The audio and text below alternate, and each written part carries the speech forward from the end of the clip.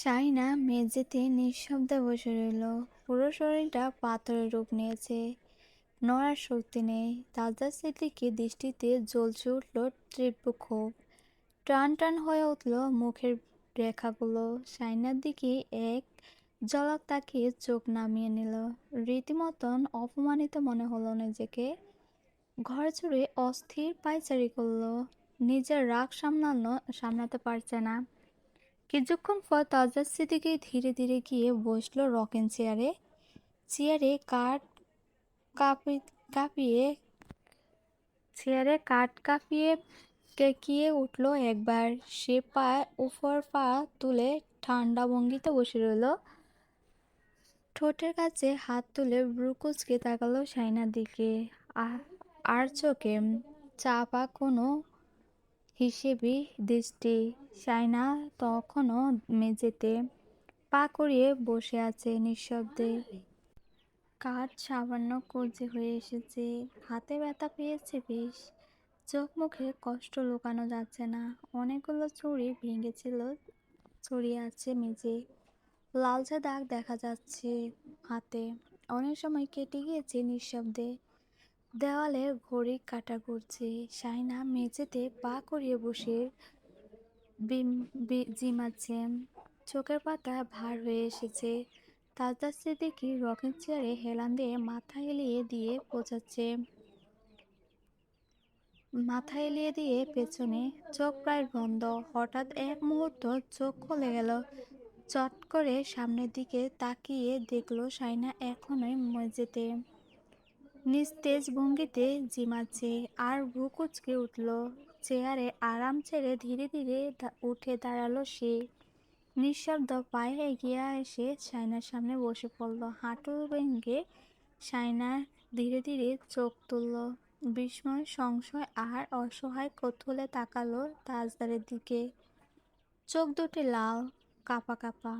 তাজদার ধীরে বলে উঠল, তুমি কি আমায় ভয় পাচ্ছ? শাইনা গালে শুকিয়ে আসা জলের রেখা এখনো স্পষ্ট। সে মুখ ঘুরিয়ে রেখেছে। চোখে চোখ রাখার সাহস নেই, ইচ্ছেও নেই। তাজদার এবার শক্ত কণ্ঠে বলল, আমার দিকে তাকাও ভালো করে শাইনা মমতাজ। শাইনা তাকালো না, নড়ল না অবধি। কোনোদিন সে মনে ভরে সময় নিয়ে তাজদার সিদ্দিকীর দিকে তাকায়নি।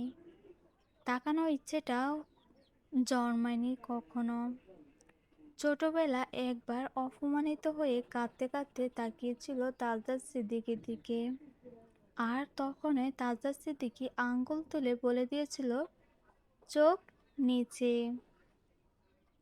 সে চোখ আজও নিচে নেমে আছে, আর থাকবে। সে কোনোদিনও মুগ্ধ হয়ে তাজদার সিদ্দিকীর চোখে চোখ রাখবে না।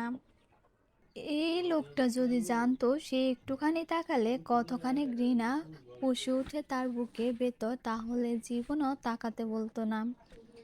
তার দু চোখে পট্টি বেঁধে দিত, বলতো, আমার দিকে না তাকিয়ে সংসার করো। সারা জীবন তাদের সাথে দাস গোলামের মতন ব্যবহার করে এখন ঠিক কী কারণে এত তুলুতুলু করছে শাইনা কি সেটা জানে না? এর ভালোবাসা, সম্মান, শ্রদ্ধা, স্নেহ, মমতা দেখায় পয়সা, সৌন্দর্য আর স্ট্যাটাসের উপর ভিত্তি করে অসম্ভব ঘৃণা করা, হেয় করা, তুচ্ছ করা মানুষটা হুট করে ভিন্ন আচরণ করলে যে কারোর মনে প্রশ্ন উঠবে। শাইনার মনও নিজেকে প্রশ্ন করেছিল। উত্তরটা খুব সহজে পেয়ে গিয়েছিল সে। দরিদ্র পরিবারের শেষ সন্তান ছিল সে। বাবার অল্প আয়। পাঁচ ভাই বড় পাঁচ ভাই বোন বড়।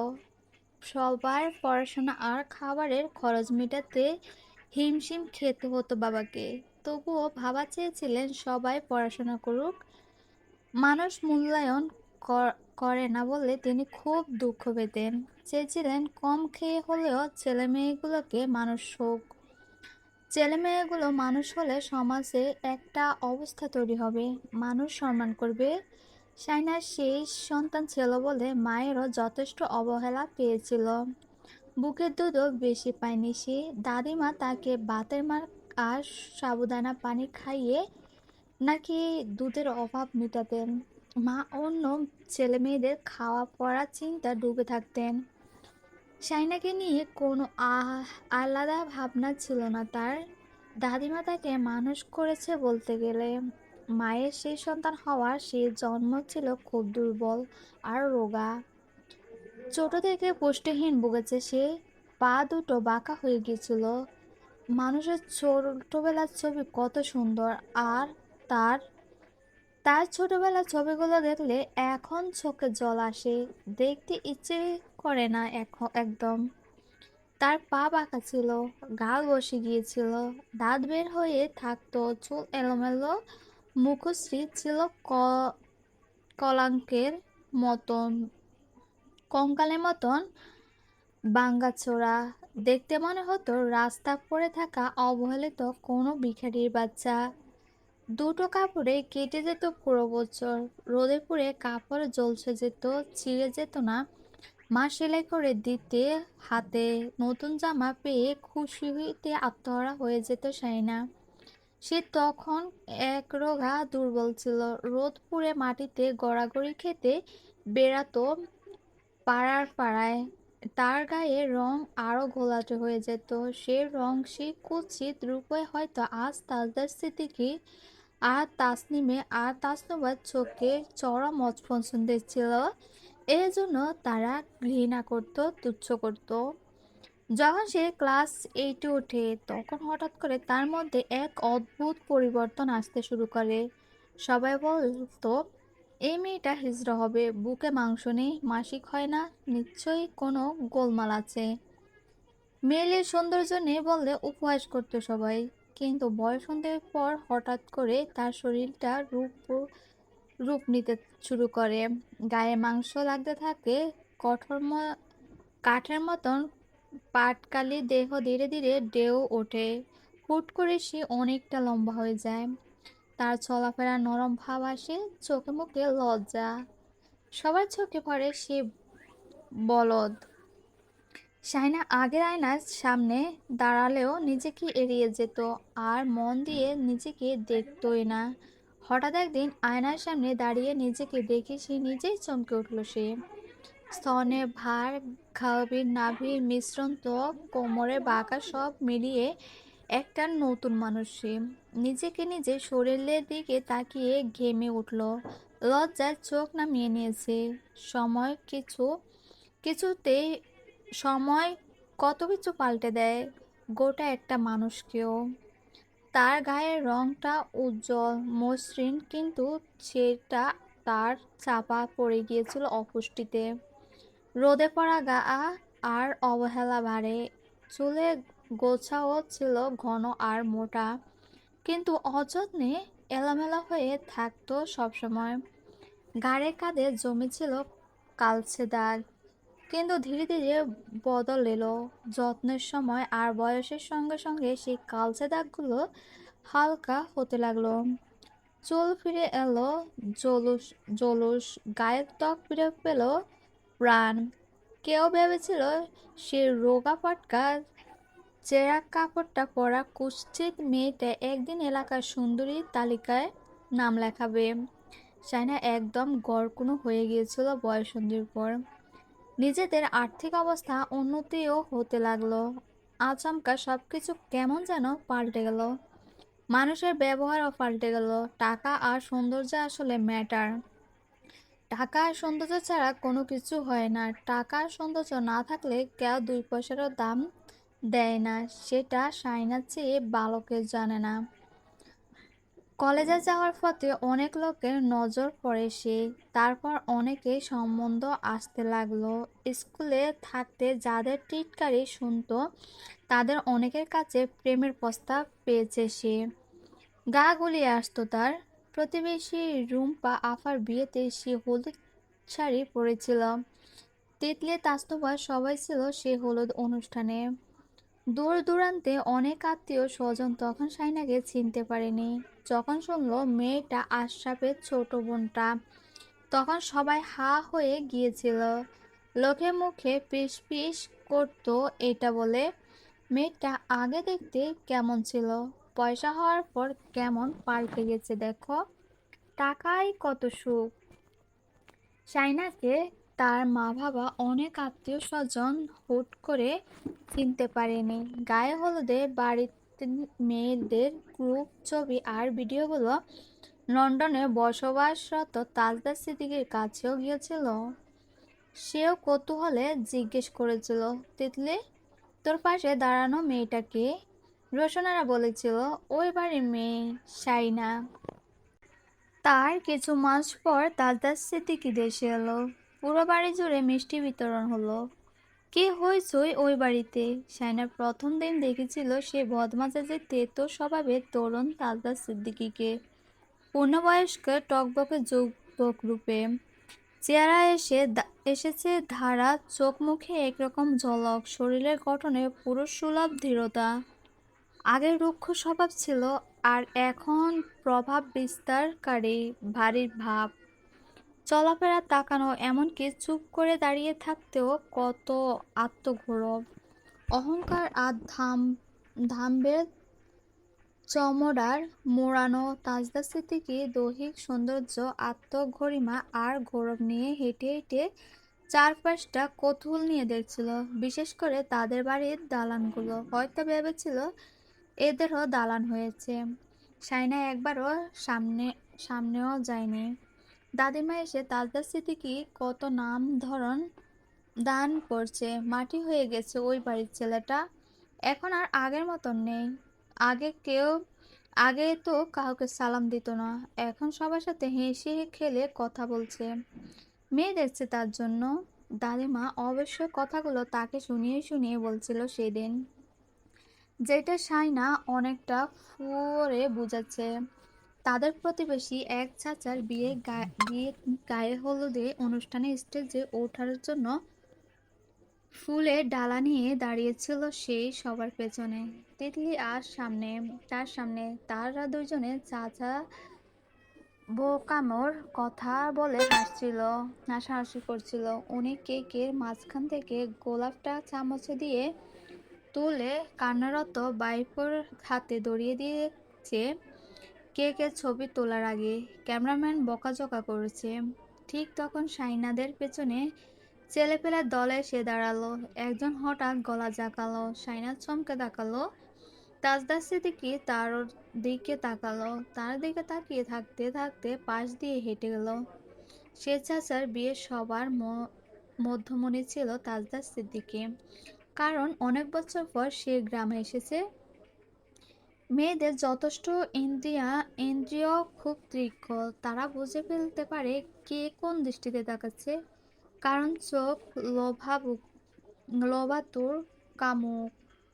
পুরো অনুষ্ঠান জুড়ে তাজদার সিদ্দিকী তাকে দেখেছিল ঘুরে ফিরে। শাইনা সাহস করে তাকালো, একটা বুঝতে যে তার মনের ভুল কিনা। কিন্তু না, সে যা ভাবছে সেটাই। তাজদার সিদ্দিকী তাকে দেখছে, কপালটা হালকা কুঞ্চিত করে। সে অস্বস্তিতে মানুষের গায়ে আড়ালে আড়ালে দাঁড়াচ্ছিল বারবার। এবার প্যান্ডেলের বাইরে চলে এসেছিল। সেখানেও তাজদার সিদ্দিকী দাঁড়িয়ে ফোন টিপছে। ফোনের স্ক্রিনে আলোতে তার মুখে। শাইনার দিকে চোখ তুলে তাকাতে শাইনা দ্রুত ফালালো। তার ঘাম ছুটে গিয়েছিল লজ্জায়, অস্বস্তিতে। বুকের ভেতর মস্ত বড় একটা পাথর উঠে এসেছিল সেদিন।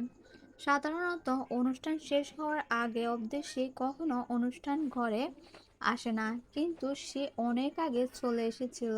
মা, দাদিমা তাকে হাজারটা প্রশ্ন করলো, কিন্তু সে কিছু বলল না। ওই রাতে সে একটুও ঘুমাতে পারেনি। তখন সে ভেবেছিল হয়তো মনের ভুল, কিন্তু না। ভেজা চুল ঝেড়ে চাঁদের কাপড় শুকানোর সময় ওই বাড়ির ছাদে হাঁটতে থাকা ছায়াটা তাকে আর স্পষ্ট করে দিয়েছিল সবটা। পুকুর ঘাটে কাপড় ধোয়ার সময়ও সে দেখেছিল ছায়াটা। এমনকি ঘর থেকে উঠোনে বের হলে যেন দু চোখ তাকে ঘিরে ধরত। সে তাজদার সিদ্দিকীকে বাজে চাহনি থেকে বাঁচতে পালাতো কতবার, হোঁচট খেয়ে পড়েছে তার হিসেব নেই। একটা মানুষ শুধু দূরে দাঁড়িয়ে তাকে কৌতূহলী দৃষ্টিতে দেখছে, এটাই যথেষ্ট ছিল তার রাতের ঘুম হারাম করা। কি লজ্জা, কি গা গুলানো বিশ্রী অনুভূতি। এই ধরনের কিছু ভাবতে গেলে মনে হতো দম বন্ধ হয়ে যাচ্ছিল। তাজা সিদ্দিকীর সামনে দাঁড়ানোর ব্যাপারটা কতটা জঘন্য। যার চোখকে চিরকাল ঘৃণা দেখেছে সে চোখে অন্য কিছু কতটা অস্বস্তিকর। নিজের সৌন্দর্যে বাহবা দিয়েছে সে। এই সৌন্দর্যে তাকে কত মানুষ চিনিয়ে দিল, কত মানুষের কত রূপ দেখিয়ে দিল। আন্নোর নাম্বার থেকে আসা কল, মেসেজের সব তাজা সিদ্দিকীর ছিল। ফোনটা নাম্বারটা কোথায় পেয়েছিল কে জানে। শুরুতেই একবার কল রিসিভ করেছিল সে। গলায় জারার শব্দ পেয়ে ফোনটা ছিটকে পড়েছিল হাত থেকে। মেসেজ আর কলগুলো দেখে তার হাত পায়ে কাঁপুনি ছুটত। কি দুঃসাহস ওই লোকটার। সে ভাবে কি করে সাইনা তার সাথে ফোনে কথা বলবে। টাকা দিয়ে মন কেনা যায় নাকি। কি জঘন্য। তাজদার সিদ্দিকী অনেকবার তার সাথে কথা বলতে চেয়েছে। সাইনা পালিয়ে পালিয়ে থেকেছিল। বিয়ের প্রস্তাব পাঠাবে এই ব্যাপারে সে নিশ্চিত ছিল। আর সেটাই হয়েছে। যারা মানুষকে টাকা আর সৌন্দর্য দাঁড়িপাল্লা দিয়ে মাপে, সে ছোট লোকদের বাড়িতে বউ হয়ে না আসার জন্য আল্লাহর কাছে দুই হাত তুলেছিল সে। কেন কবুল হয়নি কে জানে। যে লোকটা তার অভাবগ্রস্ত নিরীহ রূপটাকে ঘৃণা করেছিল, সেই লোকটাই তার সৌন্দর্যে হারিয়ে ফেলবে তখন। ভবিষ্যতে সে তার সৌন্দর্যে হারিয়ে ফেলবে তখন। তাজা সিদ্দিকী গমগমে গলায় বলে উঠল, শাইনা মমতাজ, কথা বলো, নয়তো তাকাও। আমি কি বলছি শুনতে পাচ্ছ? শাইনা অল্প করে তাকালো। এ চেহারা কোনো মায়া দয়া নেই। আপাদ মস্তক কঠিন, শক্ত ঠোঁট দুটো কঠিন বলে দেয় কতটা রুক্ষবাসী এ লোক। এই লোকটা পুরো পৃথিবীর সমস্ত সুখ পায়ের কাছে এনে দেবে বললেও তার ক্ষত মুছবে না, তার মনে বসবে না। না, এই হিংস্র চেহারাটার দিকে তাকালে মনে গলবে কখনো। অতি জঘন্য, অতি নিঃস্ব এ লোক। সে চোখে সরিয়ে নিল। তাজদার বলল, আমার সাথে সহজ হোক, তাকাও আমার দিকে। এভাবে চলতে থাকলে সব শেষ হয়ে যাবে। সাইনা একদম তাকালো না। তার এত অস্বস্তি, এত ছটপটানি দেখে লোকটার সামনে থেকে সরল না। এদের কাছে অন্য কারোর সুবিধা অসুবিধা, চটপটানি, অস্বস্তি এসব কোনো ব্যাপারই না। বরং তাকে কোলে তুলে নিল আচমকা। সাইনা রেগে মেগে তাকালো। তাজদার তাকে বুকের কাছে ধরে রেখে তার মুখের দিকে তাকিয়ে বলল, পুরনো কথা ভুলে যাওয়ার জন্য হলেও আমার দিকে তাকাও। আমি বারবার তোমাকে রিকোয়েস্ট করব না, আমাকে খেপাবে না। আমি আগের মতো না না থাকলেও খুব ভালো মানুষ হয়ে যায়নি। আমি মানুষের মাথায় তুলতেও জানি, আবার মাথায় তুলে আছাড়ও মারতে জানি। আমার সাথে পাল্লা দেওয়ার চেষ্টা করবে না। তাকাও আমার দিকে। সাইনা অনেকবার তাকিয়েছিল তার দিকে, কিন্তু মনের চোখ দিয়ে যখন তাকালো তখনই একটা ভয়ঙ্কর অতীত কুৎসিত বিকল অমানুষের মতন চেহারাটা তার চোখের পাতায় ভেসে উঠল। কি করে সে বোঝাবে কারোর দিকে তাকানোর জন্য ওই চেহারা একটু মায়া দয়া মানবিক চাপ থাকা লাগে, যা তাজা সিদ্দিকীর চেহারা নেই। মানুষের মুখে আদলেও বোধহয় এক সময় স্বভাবের ছায়া পড়ে, মনের রঙ লেগে থাকে চোখের কোণায়, ভ্রু রেখায়, ঠোঁটের বাঁকে। হাজার চেষ্টা করেও নিজেকে আর বোঝাতে পারে না সাইনা পছন্দ হয় না, তাকাতে ইচ্ছে করে না।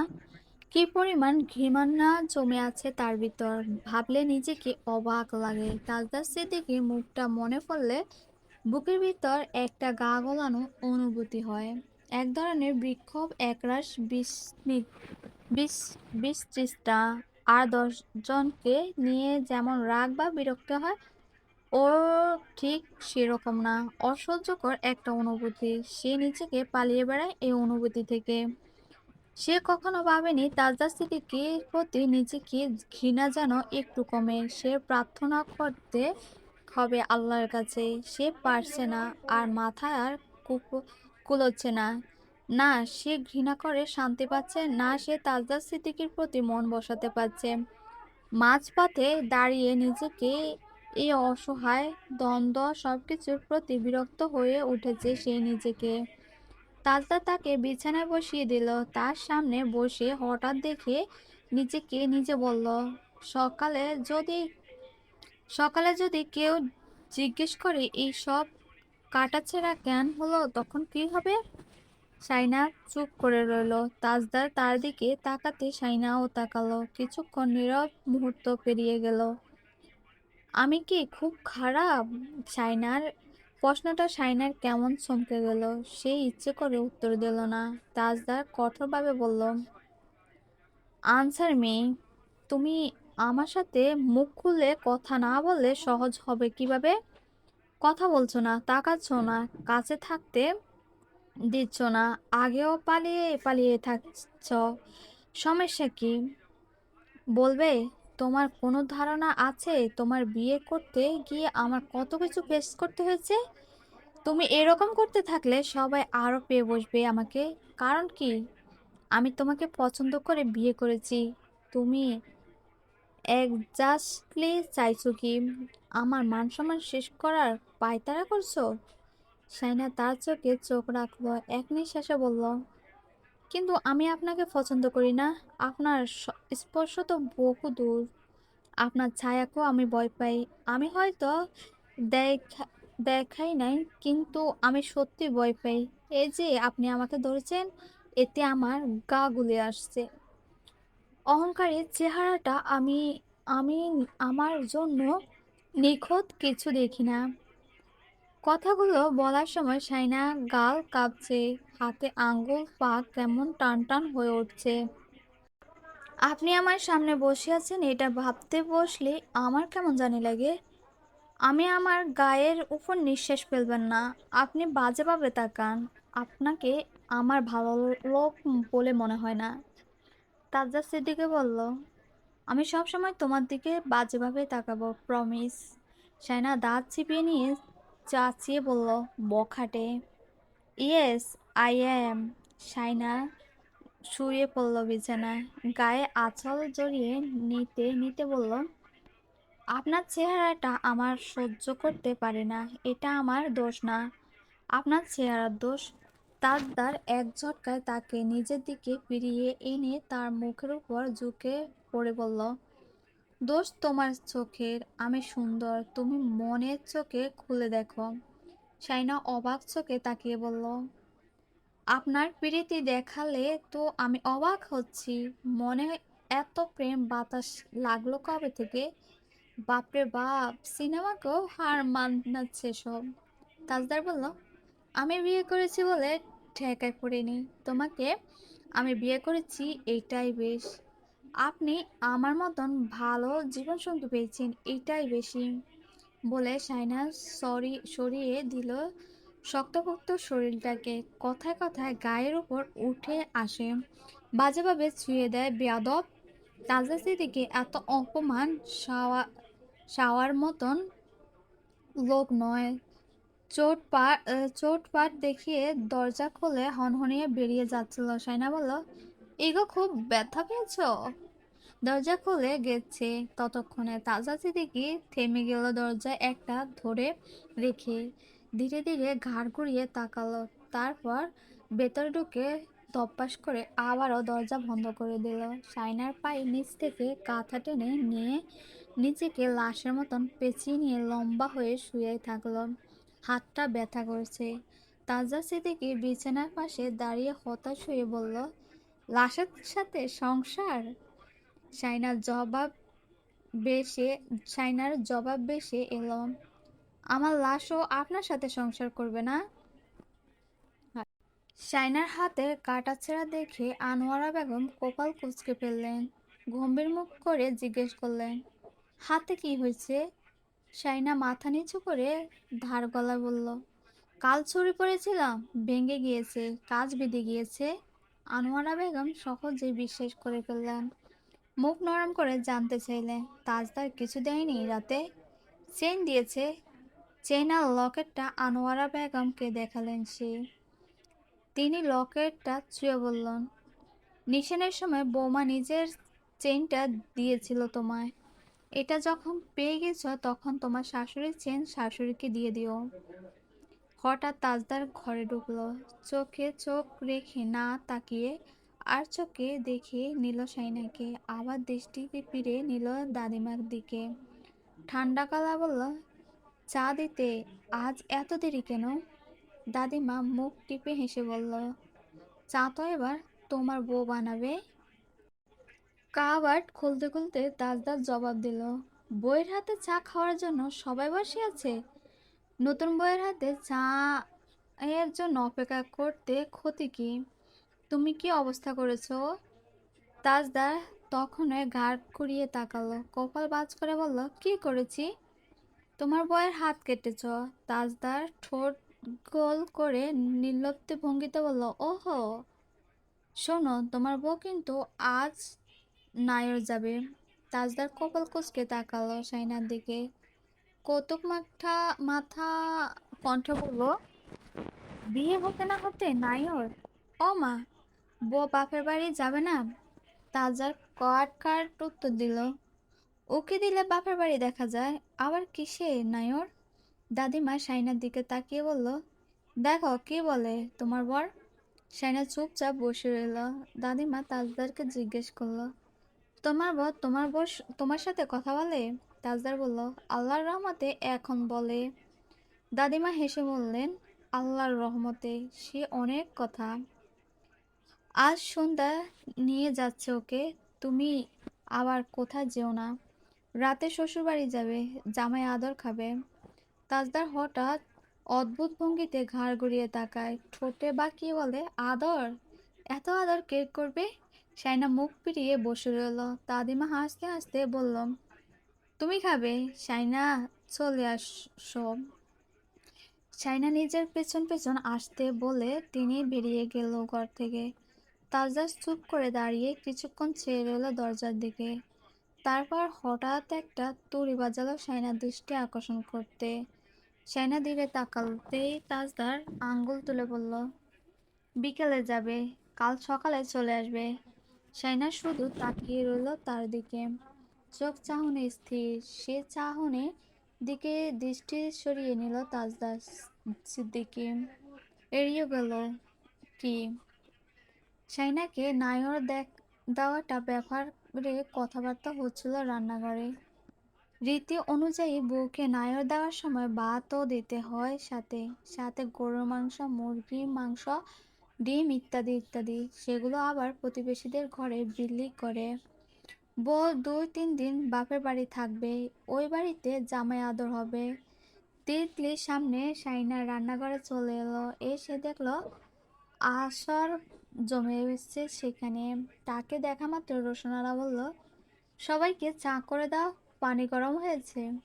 সাইনা গ্যাসের চুলায় সামনে গিয়ে দাঁড়ালো, ফুটান্ত পানিতে চা পাতা দিল, দুধ চিনি নিয়ে শেষ লিকার ঢেলে দিল। সবাই আর চোখে তার কাজ দেখছে। তসিবের মা হঠাৎ বলে উঠল, তোমার হাতে আর একটা আংটি কোথায় রেখে এলো? সাইনা লিকার ঢালছিল দুধ চিনির মধ্যে, হাতের উপর অল্প করে লিকার পড়ে গেল, হাত ফসকে। রোশনারা কপাল কুঁচকে তাকিয়ে আছে তার দিকে। সাইনা হাতে মুছে নিয়ে কিছু বলার আগে ফু ফু বলে, মনে হয় তাজদারটা ওকে দিয়েছে, ও তো আর স্বর্ণ পড়বে না। সাইনা আর কিছু বলতে হলো না, কাপে চা ঢেলে সবাইকে খেতে দিল সে। রোশনারা বলছেন, চিনি আন্দাজ করে দিতে। সাইনা চিনি কম দেয়নি, বেশিও দেয়নি, তবুও ভয়ে ভয়ে ছিল, কিন্তু কেউ ভালো খারাপ কিছু বলল না। তাসনুবাদ চা খায় না, সে নাস্তাও ট্রে রেখে যাওয়ার সময় সাইনার দিকে তাকালো এক পলক, তারপর আবারও ঘরে ছেড়ে বেরিয়ে গেল। রোশনরা কাজ করতে করতে সাইনার উদ্দেশ্যে বলল, তাজদার বলল, তোমার পাসপোর্টের ব্যাপারে কথাবার্তা বলবে আজ বাদে কাল। যদিও বলে তাহলে বলে দিও তোমার ভাইয়েরা তোমাকে মাস্টার্স কমপ্লিট করাতে বলছে। সাইনার ব্যাপারটা সহজ বুঝল না, যখন বুঝলো তখন বলল, এখনো তো 3য় বর্ষে ভর্তি হয়নি। সেই তো বলছি, ফাইনাল পরীক্ষা দিয়ে রেজাল্ট ভালো হলে মাস্টার্সে ভর্তি হবে। বললে তোমার বাইরা এটা বলছে, বুঝেছ কি বলছে? হ্যাঁ, এবার ঘরে যাও, কাপড় চোপড় সুটকেসে নিয়ে নাও। সাইনা ঘরে আসা মাত্র দেখলো শাহিদা বেগম ফোন করেছে। সে ফোন রিসিভ করে বলল, তোকে নায়র দেওয়ার কথাবার্তা বলছে না? সাইনা বলল, বিকেলে দেবে। শাহিদা বেগম জানতে চাইল, রাতে তাজদার আসবে না? জানি না সেটা। সবাইকে চা করে খাইয়েছিস? হ্যাঁ। তোর নাকি থার্ড ইয়ারের ভর্তি কালকে? একেবারে ভর্তি হয়ে তারপর ওই বাড়ি যাস। সাইনা বলল, কে বলেছে? সাইনা বলল, কলেজে নাকি নোটিশ দিয়েছিল, তাকে জানায়নি। তুই দেখিসনি? না, সমস্যা নেই, ডেট তো পিছিয়ে যায়নি। আর কিছু বলবে? তোকে ওখানে কেউ কিছু বলেছে? সাইনা এবার রেগে গেল। বলবে জেনেও বিয়ে দিয়েছ। এত এত সব জেনেও কি হবে? মরে গেল আমি তোমাদের বলবো না কিছু। যখন তখন ফোন দেবে না, রাখো। রাগ করেছিস কেন? আচ্ছা রাখ। সাইনা ফোন কেটে দিয়ে বসে রইল। তাজদার ঘরে এসে গলা জাকালো। সাইনা তার দিকে তাকিয়ে চেয়ারে বসতে বসতে তাজদার বলল, জনসনদ, এনআইডি কার্ড লাগবে, নিয়ে আসবে কাল। সাইনা মৃদুস্বরে বলল, কাল আমার অ্যাডমিশন, থার্ড ইয়ারে পরশু আসবো। তাজদার কপাল কুঁচকে গেল। কিছুক্ষণ সে থেকে হঠাৎ বলল, এত পরে কি হবে? সাইনা তার সাথে তর্কে গেল না। তাজদার তার উত্তর না পেয়ে তুড়ি বাজালো। ও হ্যালো। সাইনা সুটকেসে গোছাতে গোছাতে বললাম, মাস্টার্স করার ইচ্ছে আছে আমার। তাজদার ভয়ঙ্কর রেগে গিয়ে বলল, সেটা বিয়ের সময় বলা হয়নি কেন? আর কেন পড়াশোনার দরকার নেই?